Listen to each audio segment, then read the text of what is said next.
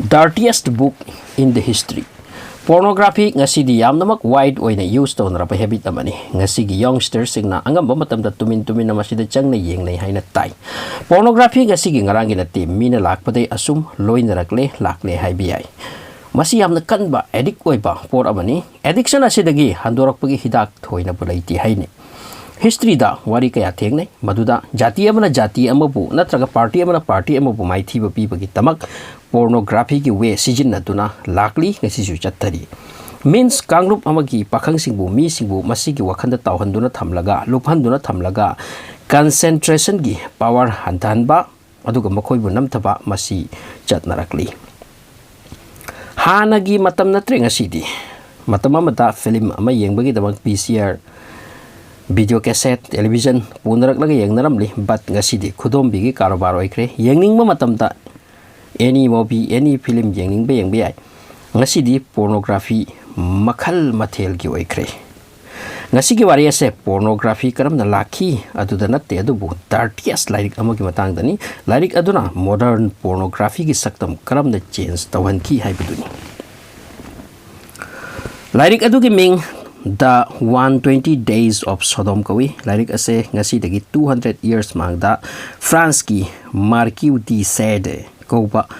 nupa bana 1785 te ikibani lairik ase ngasi phawgi history da masjid ki hena dirty oiba oktaba ikai da lairik ikhidri lairik asima ki mateng na mi gi wakal change to khiduna ngasi ki modern pornography gi saktam lokhibani haini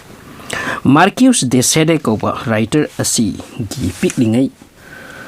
punsi yamna wana hauki mama mapa na mabu magi yumda thamba servant sing the sinaram laga chatki halaki de mama mapa servant sing aduga angang asiga laimenaki sentum wat pa imung di neti servant sing aduna angang asida fatta physical relation thambiki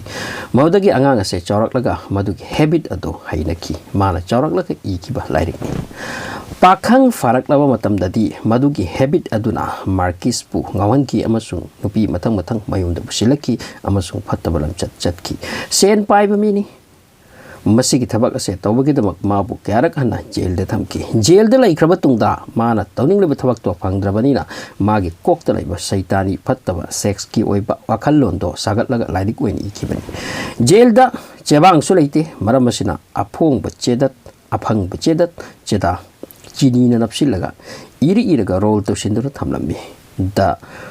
120 days in Sodom ko magi lairik ase 120 days ti ikibani matamal da mana laiba jail adugi ming Vestile korami France tan mana lairik aldo lot na thamlami 1785 ta France ta freedom gi damak yamna kanna protest to narki protesters sing dagi hingbagi damak jailer sing da Marquis pu jail amata atop jail amata transfer to ki tungda protesters singna Vestile jail asida changsi laktuna thugai doki Marquis ne khalli magi aiba do mangkhiram lagani adubu kharani mangda maduki aiba do nupama tumin huran khirami masigi matungda chahi chama muk magi aiba do kai de leirubono khangdi Marquis sikre adubu 1904 da masi gi lairik ase sakhang daba publisher mana publish torki lairik ase thorak padagi laiba ke ana ban tawkre pabasu aduga hanna phongsu even England da maramdi lairik ase sathi raba jatuni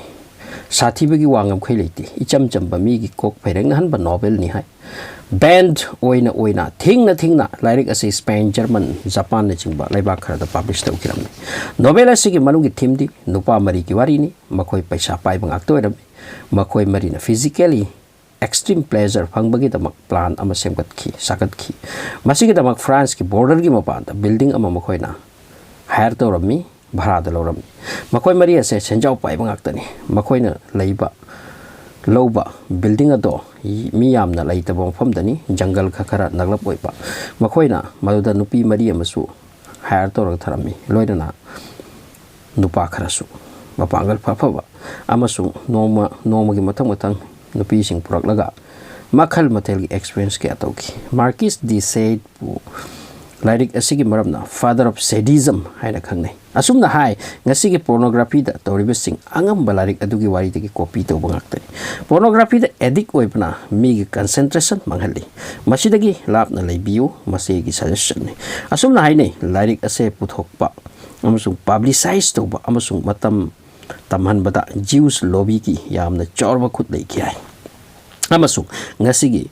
porno companies sing angamba yahudi singi ni makoina atai jati bu gentiles ane kawi makoi ge thabak atai jati bu masigu pot asida lupan ba aduga makoina economically super power oiba